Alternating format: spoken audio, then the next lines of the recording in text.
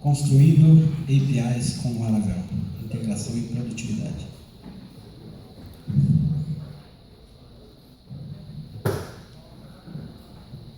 Who I am? Quem sou eu? Eu sou programador há mais ou menos 7 anos. Sou ZCE também, como o Rafa, PHP. Atualmente trabalho mais no cenário web, não mobile, não desktop. Trabalho também como freelancer, tanto para empresas do Brasil, como tem um patrão ali, e para fora do Brasil. Tem 3 anos. Minha família, minha inspiração de cada dia. Adoro jogar bola. Sou curioso pra caralho. Ainda não morri. Se alguém precisar, meus contatos estão ali.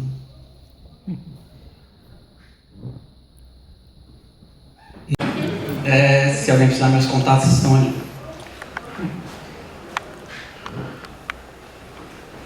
Esse é um lema que eu tento praticar. Eu amo o que eu faço e eu acho que se todo mundo que está aqui, eu acho que deve ter um pouco disso ou muito disso, porque quem não está aqui realmente está perdendo muita coisa. Eu acho que o evento foi bem bacana. Aqui na nossa região é difícil ter alguma coisa relacionada à tecnologia com qualidade, então está sendo bem bacana e espero que se prolongue nos próximos anos.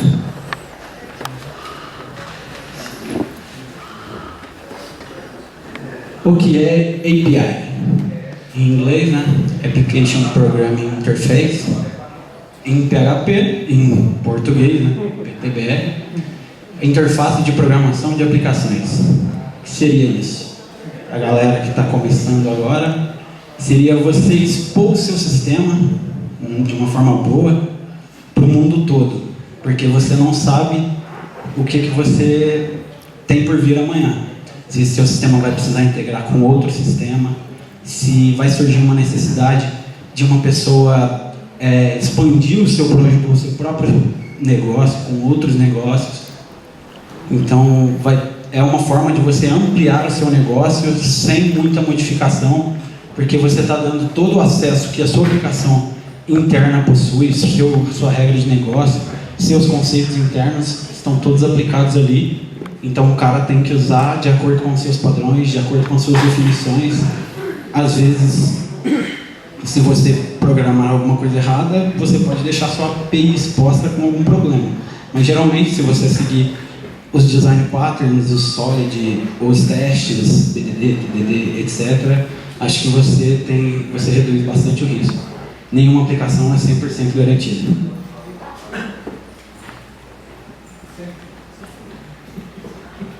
Devemos utilizá-las? Por quê? Meus pontos.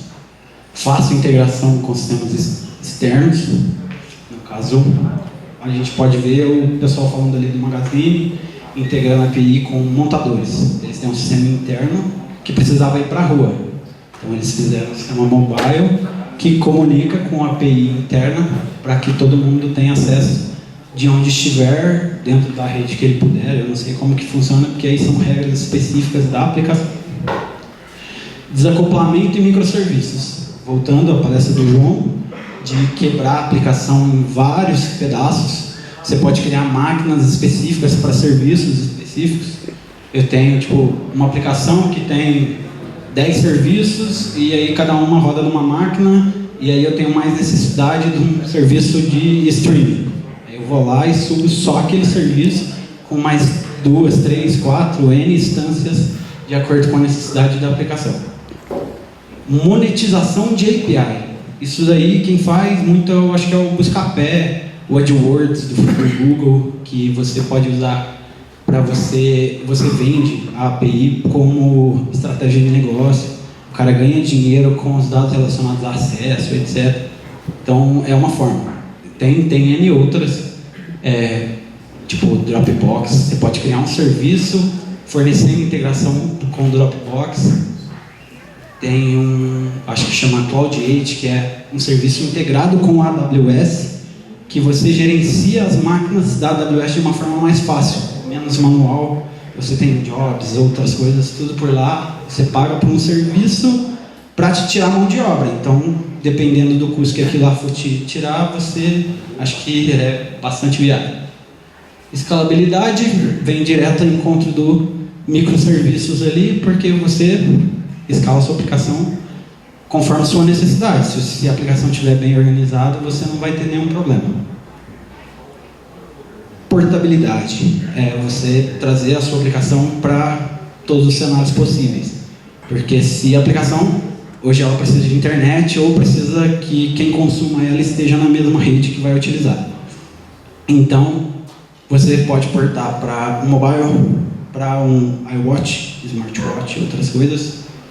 Pode portar para computador, para web, tudo concentrando a mesma regra de negócio, apenas modificando as interfaces.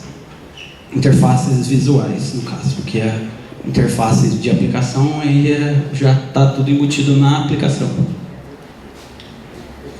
Ampliação de negócios, como eu disse. Exemplo, o mercado pago, todos esses gateways, você pode integrar eles de forma nativa, que seria aquela integração transparente dentro dos seus e-commerce. Isso é uma integração de API. Antigamente, todo mundo fazia pagamento redirecionando para o próprio gateway. Hoje você pode fazer o pagamento dentro do seu cenário. Isso trouxe mais conversões para o cenário de e-commerce.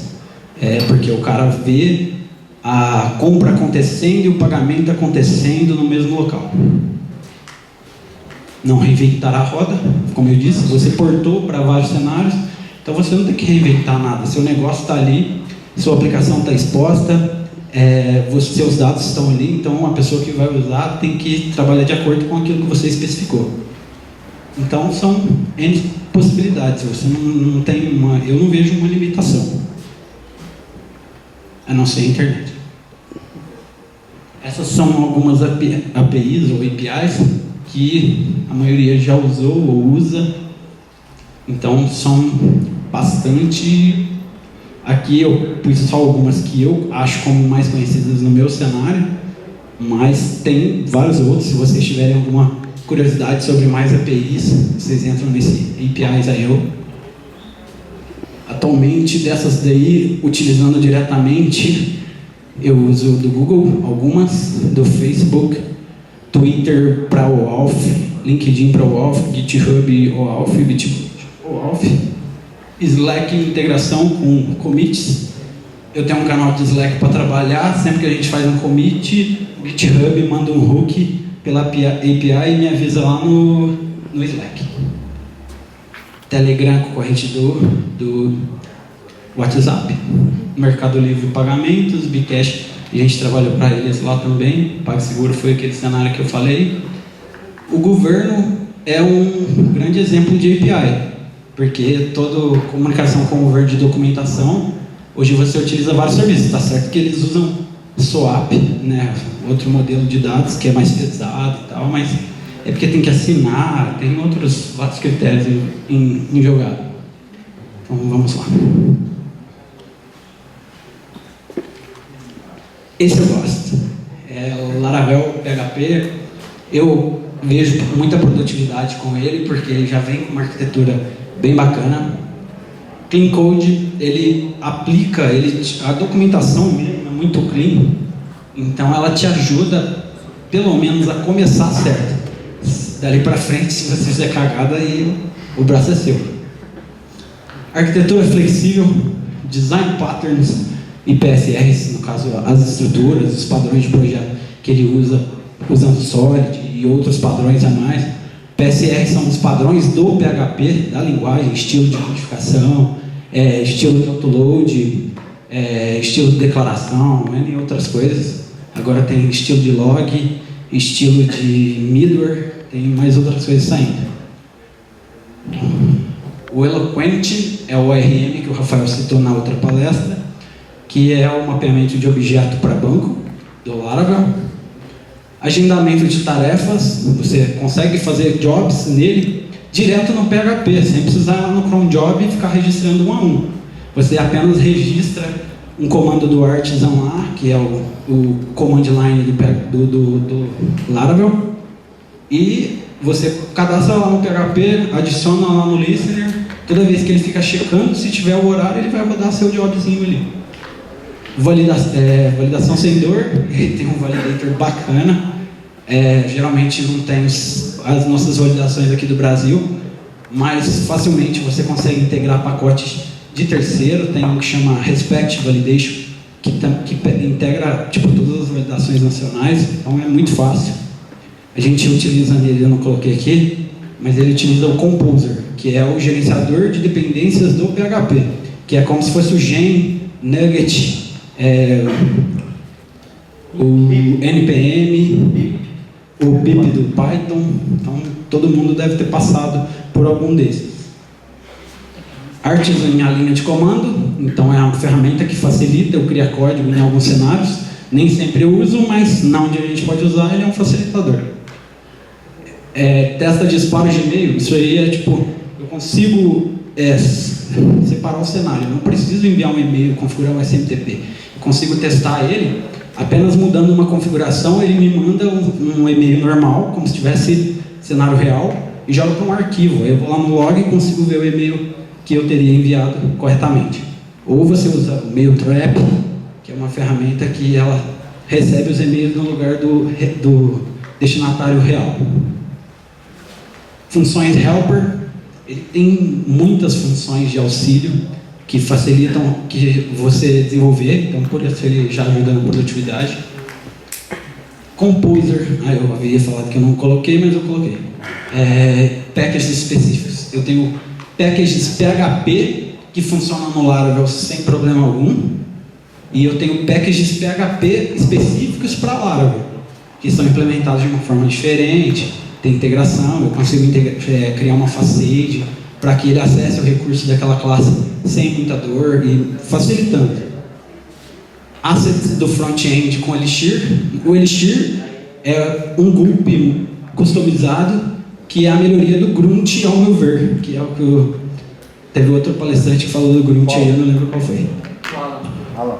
O Alan, é isso mesmo. Comunidade receptiva, eu sou moderador lá com a galera, tem 3 anos que eu trabalho com eles, então se vocês se sentirem interessados em conhecer um pouco mais de Laravel, tiver alguma dúvida, estiver mexendo, acessa o Slack, pede seu convite, seja bem-vindo. O pessoal só não gosta de falta de educação, o resto é tudo bem-vindo. Perguntas de N modos, tem até um canal sem julgamento lá, que é para, se o cara é noob de tudo, quer perguntar lá como é que põe pingo no i, pergunta lá. É hora da ação. Vamos lá.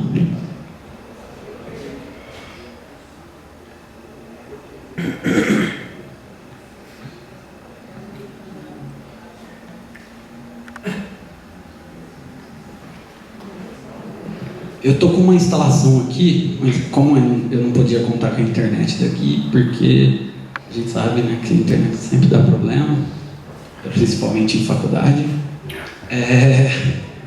Então eu instalei ele cruzão na minha máquina para que eu pudesse mostrar para vocês. E eu tenho uma aplicação que está no repositório Git, para depois quem quiser baixar e dar uma olhada nela funcionando, tenha como acessar. Então vamos dar sequência. Para instalar o Laravel, você teria que instalar o Composer, você criaria um projeto,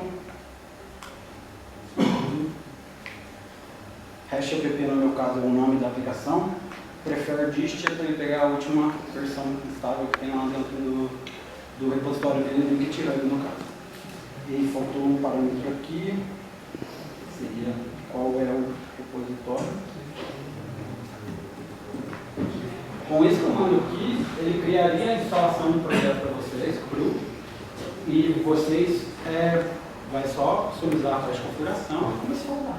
Não tem dificuldade, é só configurar o PHP no teste, que é para funcionar tanto no Windows, no Linux, vocês precisam ter o PHP global, ou sempre vocês vão ter que apontar aquele caminho gigante para a pasta do PHP onde ele estiver instalado. Então, com isso, eu fiz a instalação desse projeto que o José falou.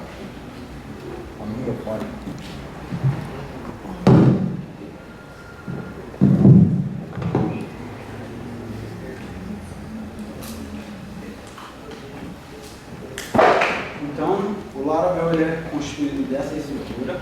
Dá para vocês verem? Deixa eu abrir isso aqui.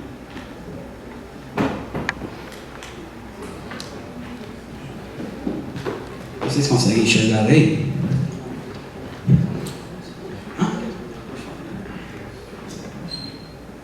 Então, a pasta app é onde fica toda a aplicação, todo o seu código principal, PHP, da sua aplicação, suas regras de negócio, geralmente ficam aqui, mas a arquitetura te dá flexibilidade para você criar em outros lugares também, se você quiser. Então você tem a flexibilidade, desde que você respeite os padrões. Console para você criar consoles applications, ou criar comandos, para você rodar em command line mesmo, se você quer mandar um PHP, artisan, alguma coisa você faria aqui. Eventos, para você programar eventos no caso, exceptions padrão, o handler é o observador lá, o observer de exceções do Laravel. HTTP é onde você mais vai trabalhar hoje, para você criar os controllers. Os middlewares é o padrão da PSR7 agora, que é a última que saiu do PHP, que é um intermediário para você validar requisições. Se ela não seguir determinado padrão, não fazer determinada coisa, ele não deixa passar e ele te barra. Routes, requests é para você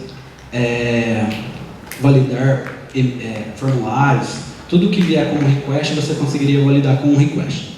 Routes, você declara as rotas com essa simplicidade aqui. Se eu rodar aqui, ó, PHP Artisan Server, ele vai rodar no servidorzinho nativo do PHP, esse é o servidor embutido.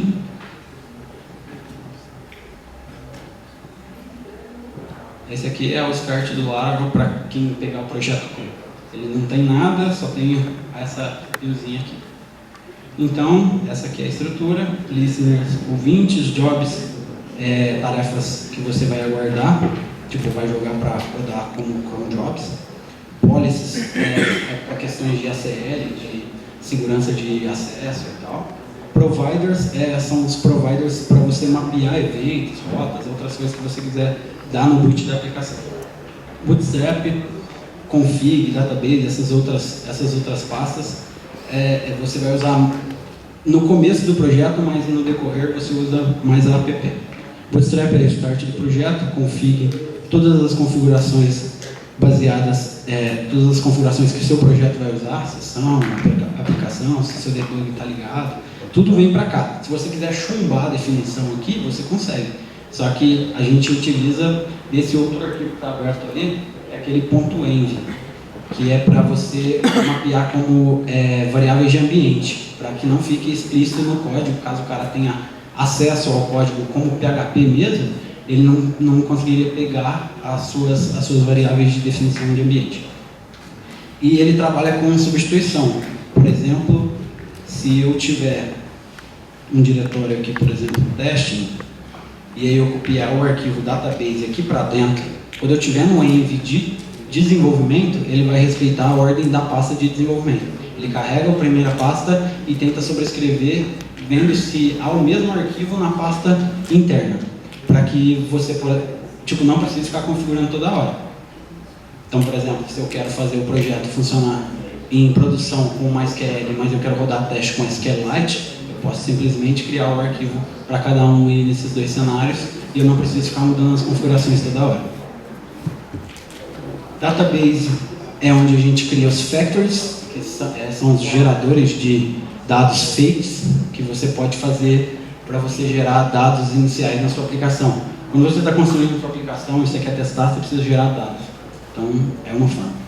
Migrations, né, são os esquemas que geram as tabelas. Então, você gera tabelas de bancos de dados com o PHP. Isso, há 3 anos atrás, quando o Gerep me apresentou, eu achei que nem dava. Dava para fazer com um SQL puro só, mas eu nunca havia feito. E aqui está de um esquema elegante, então acho que vai ser bacana, eu vou mostrar para vocês. Seeders são os caras que chamam os factories. Aqui eu crio lá no Model Factory a forma com que o dado vai para o banco, e no seeder eu crio quem vai para o banco. Então, por exemplo, eu posso criar 10 seeders, mas eu quero só chamar 5, então eu chamo 5 aqui, aí dependendo quando eles forem aqui, eu tenho que colocar mais algumas coisas. Public é a pasta externa do seu projeto, que é a gente aponta a aplicação para essa pasta aqui. Então, se você vai, quando eu dei o PHP Artisan Server lá no Command Line, ele apontou para essa pasta. Por quê? Você está acessando o nível da aplicação e você não tem acesso nas pastas internas da aplicação.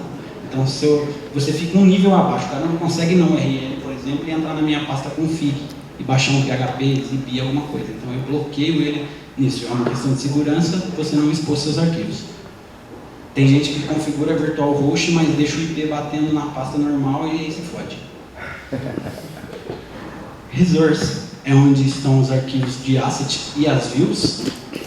Nossa, CSS, outras coisas, LESS, aí depende da regra que você for usar. Lang são as traduções que você pode colocar referente a mensagens de validação, outras coisas que você queira usar, caso a sua aplicação necessite de mais de um idioma.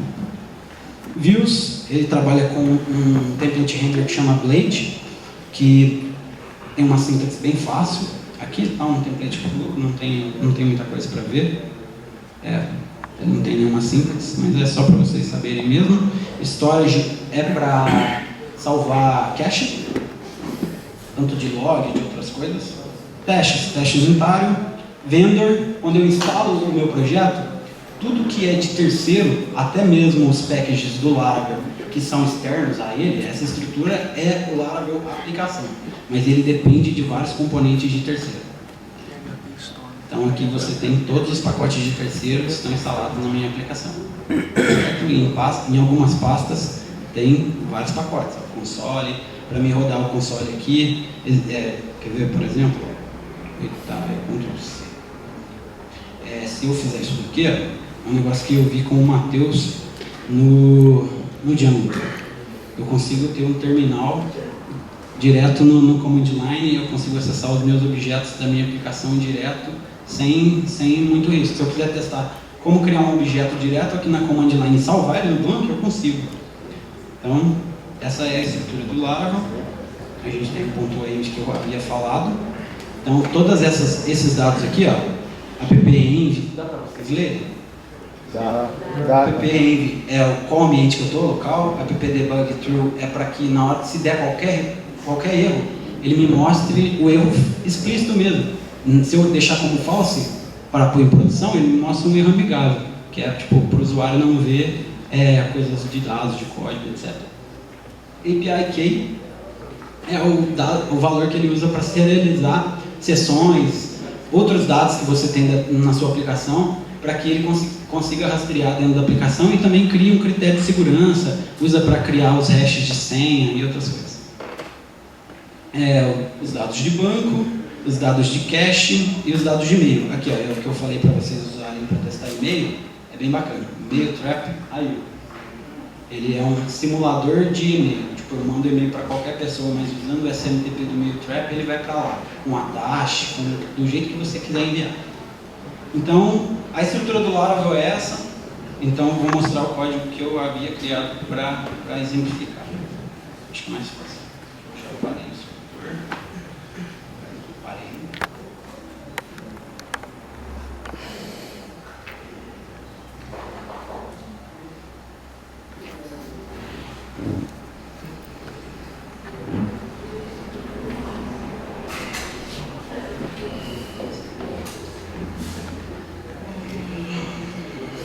Essa é a minha aplicação que eu criei durante esses dias que eu estava preparando para esse projeto da palestra. Então, eu configurei o arquivo, ele já está apontando para um banco existente, está apontando para esse banco aqui, usuário root, localhost, sem password. Vou mostrar o banco para vocês. O banco é esse.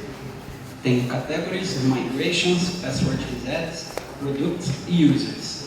Eu coloquei alguns dados aqui.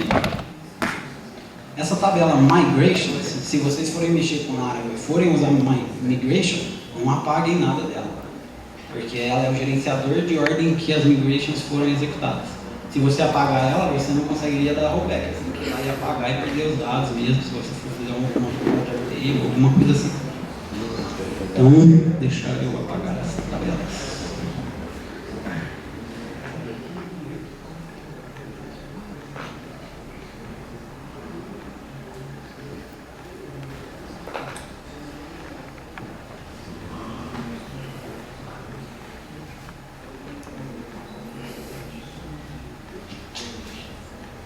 apagar aqui tudo, porque começar como se eu tivesse do zero.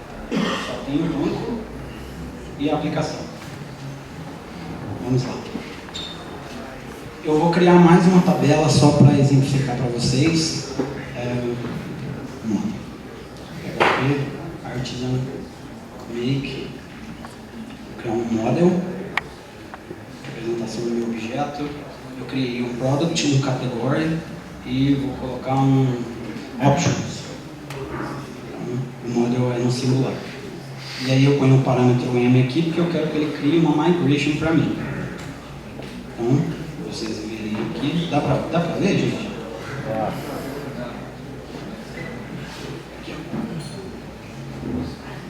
Model created e migration também. Então, vamos lá. Vou na minha pasta database, migrations. A última migration, que ele é por ordem de datas, criou para mim. Ele sempre vem por padrão. Create options table, migration. Eu tenho o up, tenho o down. O down é quando eu dou o rollback e o up é quando eu rodo o migration para criar, para alterar qualquer coisa que eu queira fazer. Então, a gente sempre aplica uma como o inverso da outra. Eu não edito migrations que eu já estou usando. Eu sempre crio alter tables, outras coisas. Só se o meu projeto tiver 0 e eu não precisar manter os dados que já estão nele, aí você pode mexer no que já existe. Ao contrário, é melhor sempre alterar. Então, tabela com o nome options, incrementos ID, ele criaria uma coluna auto-incremento. Timestamps é um padrão do Oracle que ele cria uma tabela create at e update at, que são datas de atualização e criação do dado para que você tenha isso no histórico. Então, vou colocar só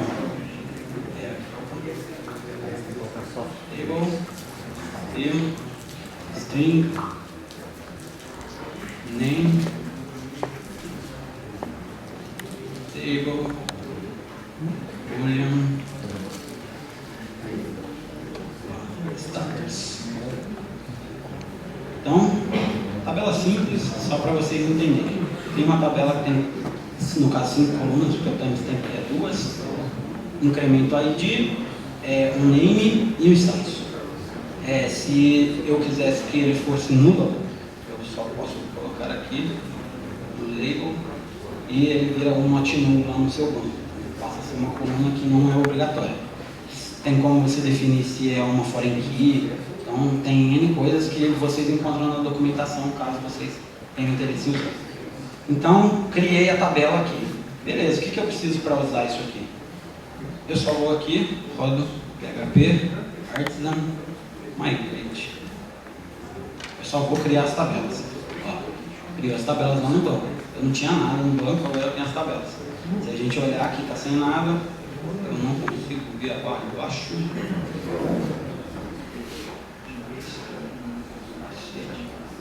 Ele vai produzir a internet lá, Rafa? Ele vai produzir a internet? Refresh. O refresh é ali embaixo. Deve ter algum atalho, mas ainda não sei. Alguém usa aí? Vou entrar de novo. Categories, migrations, options, que é aquela tabela que eu mostrei para vocês, já está aqui com as colunas que a gente definiu lá. Products, que é um que eu já havia criado, users e sequência. Para vocês darem uma olhada, eu criei antes de vir uma tabela category. Eu posso pôr o engine que eu quiser e criei uma tabela products fazendo uma referência à tabela category. Então eu só posso pôr um ID aqui que ele existe na tabela category. Certo? Quando eu rodei aquele script ali, ele criou essa tabela para nós. Então, se eu quiser agora, eu quero rodar de novo e quero que ele rode o meu seed. O meu seed é gerar os dados fakes que eu criei numa outra chamada que eu já vou mostrar para vocês. Então, aqui, ó, acabei de rodar tudo, ele fez um refresh, ele deu um rollback em todas as migrations que eu havia criado, então eu apaguei todas as tabelas ou fiz qualquer ação que eu defini no down de cada migration. E aqui na parte do Migrate criou de novo e aqui ele rodou o seeder. Ele tem um category table seeder e um product table seeder. criei 10 registros no category e 50 no outro, no product, certo? Para vocês entenderem, ele rodou o database Stealer, Products Category, ele faz um clean no database primeiro, na minha rotina que eu criei aqui, depois ele trunca, né, tudo, e depois ele roda um por um, fazendo uma chamada da classe que está definida aqui. Category Table Stealer, Product Table Stealer. As chamadas são simples demais. Factory, API, NPP, Category, .class é do PHP 5.6, 5.5 no final, para você pegar a string com o nome da classe completo. Eu quero criar 10 registros. E o que ele faz? Ele vai chamar o meu factory, que está definido aqui no model factory, de category, e só vai preencher o nome com um faker word. Então, nada muito complexo. Você pode ter outras rotinas. Aqui embaixo eu pego todos os IDs que já estão cadastrados de categorias e uso um elemento randômico aqui embaixo. Beleza? Então, aqui a gente acaba com a parte de banco de dados. Então, eu entro em app, HTTP, controllers. Aqui é onde a gente trabalha as requisições. Eu criei um category controller e um product controller. E as rotas eu defino aqui. Deixa eu diminuir aqui, desculpa. Dá para ler? Só para explicar aqui para vocês. Olha, eu tenho uma rota resource. O que é uma rota resource no Laravel? Uma rota resource, ela faz um mapeamento do seu controller para pegar todos os seus métodos se você segue o padrão. Então, por exemplo, se eu criar isso daqui e eu tiver um controller seguindo os padrões, eu tenho index, show, create, update, delete, tudo com uma linha de rota, toda seguindo um padrão. Category barra create, category barra index, não precisa, barra 1, eu traria um show da category 1. Então ele dá uma dinamicidade na declaração de rotas. E quando eu faço isso aqui embaixo, route post, eu estou declarando que essa rota é específica para post. Então a category create, para criar uma categoria no caso, ela só pode receber post, ela usa o category controller no método para create. E usa o middle outBasic once. Eu coloquei esse middle só para a gente ver, eu vou deixar no código de exemplo para vocês, que é uma rota autenticada. Então, é um post que eu tenho que mandar, mas eu tenho que autenticar no header. Eu tenho que mandar o usuário e senha, senão eu não conseguiria cadastrar. E, tipo, eu deixei público as consultas, mas os cadastros eu bloqueei. Então, aqui a gente tem outro tipo de rota. Eu criei dessa forma aqui, mas ela funcionaria assim também, tá? É a mesma rota. É só um exemplo para vocês verem que há duas formas de fazer. Prefix API V1. Aqui eu tenho as rotas internas a esse prefixo. Então, API V1 barra Category ID Products chamaria Product Controller by Category. Se eu fizer as outras API V1, Product barra 1, eu faria um show do produto 1. Produto Create, eu criaria um produto no post com autenticação.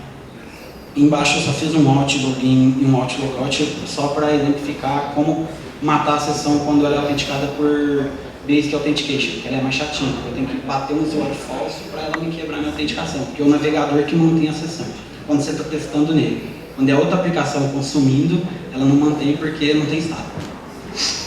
Então, eu vou rodar aqui a aplicação, porque o tempo está acabando. Então, PHP, Artisan, Serve. No Artisan você consegue criar controller, model, como fiz, com migration, consegue criar seeder, consegue criar qualquer coisa que tem ali no Laravel. Se você tiver dúvida, é só dar um PHP Artisan List, ele te mostra todos os métodos que ele tem. Então isso aqui é tudo que eu posso fazer com o Artisan, certo? Então vamos no Server. Estou rodando a aplicação. Eu não vou nem usar o Postman para não dar trabalho. Product V1. Eu tenho uma rota lá, Product 1. Essa aqui não vai funcionar, por quê? Ele deu um not found exception. Eu não tenho essa rota cadastrada. Eu só testei para vocês verem que o barra Product barra 1 está dentro de um grupo. Então eu preciso respeitar o prefixo que está definido no grupo. Então no caso eu fiz um API V1 Product. O retorno padrão do Laravel, geralmente se você devolve um objeto, um array, ele já devolve como JSON. Ele tem um padrão de response como toString, que faz um JSON encode. Então é o padrão dele. Se você quiser devolver como string, aí você tem que forçar um retorno de reader string. Isso aqui é o que eu fiz. Eu fiz um mapeamento, essa aqui é a tabela produto. No caso, eu não estou declarando, estou trazendo todos os produtos com um ID de categoria. Eu fiz um ajuste interno, que na minha API, por exemplo, eu quero trazer o produto, mas eu quero trazer a categoria também. Então, beleza, passa um parâmetro a mais aqui que eu faço a verificação e me traz a categoria. Então, ao invés de trazer o category ID, eu já trago a categoria embutida. E aí ele faz tudo isso através dos relacionamentos do Eloquent, que é muito fácil. Por exemplo, eu tenho como fazer, dentro de um loop, eu fazer um SQL a cada loop, ou eu tenho como fazer um load pegando todos os IDs que aquela consulta me trouxe e fazer um geral nela. Por exemplo, eu faço um select asterisco produtos, aí ele me traz todos os produtos, e aí eu falo load category, que é o relacionamento. Aí ele traz para mim já as categorias associadas aos objetos de produto, sem eu ter que fazer consulta item por item. Então ele já te dá uma mão na roda. Então isso aqui é só para vocês verem que a saída é muito simples. Eu vou mostrar o código, que é mais fácil, eu sei que meu tempo está zero. Product Controller, para vocês verem aqui. Eu estou injetando, como o Rafael disse, usando o Solid, estou injetando um transformer. Por que usar o transformer na API? Quando você está criando uma API, é sempre interessante você normalizar os dados. Porque se a sua API precisar mudar, se você deixar ela restrita à nomenclatura do banco de dados, se a sua coluna mudar o nome, ela vai quebrar a API, porque o cara pegava uma status e amanhã ele pega uma status yes, o nome da coluna. Aí a aplicação que está consumindo sua API quebrou. Então você transforma e mantém. É uma boa prática para a API. Esse daqui é um método que mostra para você. O que ele faz? Eu declarei uma itens por página. Products pega um objeto do Eloquent. Request has é para saber se vem um parâmetro na URL. Então eu estou verificando. Existe o parâmetro show category? Existe. Ele é 1? Então beleza. Ele faz para mim o if. Eu não bati no banco ainda. Eu só falei para ele o objeto products que eu quero, Eloquent, que aponta para a tabela products, eu quero que ele me traga, quando eu fizer o carregamento dele, me traga todas as categorias associadas já numa consulta só. Só de fazer esse if aqui, quando eu dou esse paginate, ele já internamente lá dentro do Eloquent, do Query Builder dele, ele já cria toda aquela resposta que eu mostrei para vocês. Se eu não colocar o show category, ele vai fazer o pp product all e vai trazer todo mundo paginado. Então aqui, essa paginação que vocês viram aqui, se eu clicar aqui nessa página aqui, page 2, ele vai paginar para mim. Page 1, page 3. São dados que o próprio paginator, um helper do Laravel já faz. Então, encerrou por aqui. Acho que é um overview, acho muito simples. Se vocês tiverem dúvida, como eu disse, a comunidade é muito receptiva. PHP 7 está chegando aí. Então, acho que quem quiser apostar, eu tenho apostado esses 3 últimos anos e tem dado certo e eu só vi crescimento. E para todo mundo que trabalha independente de tecnologia, entra em contato com as comunidades de vocês, que vocês só têm a ganhar. É uma troca de informação muito boa. Perguntas? Parabéns, moleque. Pessoal, 3 perguntas. Ou menos, ou nenhuma. Ali, já temos 2. Vai lá, de verde. O Laravel ele oferece algum suporte a banco de dados no SQL? No SQL, tem alguns drivers providos pela própria comunidade. Até um dos caras que eu citei como referência ali, que é o Zizak, ele tem um package para MongoDB e a Leroy Merlin tem um e-commerce nacional que utiliza MongoDB com esse driver dele. O e-commerce da Leroy Merlin, se todo mundo acessar, vocês vão ver, ele é em Laravel. O da Locamisa, que vos fala dessas camisetas, também foi feito em Laravel. Mais alguma? Autenticação. Como é que é feita a autenticação a essa API? A autenticação aqui da API, eu fiz com autenticação básica, que é quando você manda o username. Você manda o username e a senha via header, e aí tem um método dele que chama Alt-OnCBasic, que ele já faz a autenticação pegando o próprio header, você não precisa fazer mais nada. Então ele já verifica, se deu errado, o middleware te barra. Então você já não passa daquela etapa se ele não tiver certo. Então ele já te restringe a receber requisições que não são autorizadas. Se vocês forem utilizar Alt-Basic, utilizem o SSL em conjunto, porque senão fica muito inseguro. Mais alguma? Eu queria saber como que funciona aquele transformer que você tinha utilizado. Você acha que não vai dar tempo de você me explicar ele muito bem, mas se você puder passar algum material, porque eu achei interessante, acho que é uma dificuldade que eu já tive e pareceu uma solução inteligente. Seguinte, o transformer é um pattern, a gente chama ele de fractal, que ele auxilia na saída. Se você estiver usando PHP, tem um pacote da PHP League, né, que é as referências do PHP, que chama fractal mesmo, da phpleague.com. Ele serve para fazer essas transformações, essas coisas. Para que ele serve? Você cria uma classe que é a saída do seu módulo para a API. Para que você faz isso? Para que se amanhã a sua API mudar, você consegue apontar internamente qual coluna que mudou, mas a saída sempre é a mesma. Então é tipo um mapeamento de dados. Então é tipo um depara, como o Rafael falou. Poderia fazer isso pelo repositório também? Sim, mas é que tipo, o transformer, ali no meu caso, ele está direto na saída. Se você quiser, você poderia chamar o transformer direto num repositório, que é mais um pattern. Aí fica a seu cargo. Mas a utilização é justamente para normalizar a saída. Obrigado. Pessoal, salva de palmas.